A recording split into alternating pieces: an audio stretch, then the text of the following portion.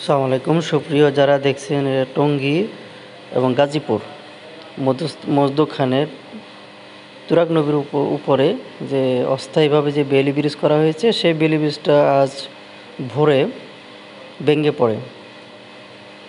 একটা ট্রাক এবং একটা সিএনজি সহ নিচে ভেঙে পড়ে যায়, তুরাগ নদীতে পড়ে যায়। হতাহত হয় নাই।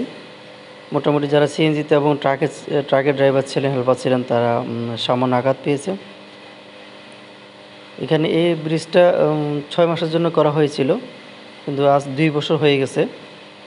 এই ২ বছরের মাথায় আজকে এই ট্রাক সহ ভেঙে পড়ে। যারা এখন দেখছেন টঙ্গী বেইলি ব্রিজ, উপরে ফ্লাইওভার, নিচে এই ব্রিজটা করা হয়েছে।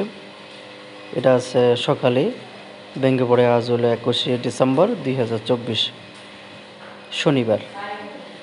যার ফলে অনেক হতাহত ঘটতো যদি দিনের বেলা হতো। তা সকালবেলা হওয়াতে, ভোর ভোর হওয়াতে তেমন কোনো হতাহতের ঘটনা ঘটে নাই, যেটা সবাই মুখ থেকে শোনা। সবাইকে ধন্যবাদ। আসসালামু আলাইকুম।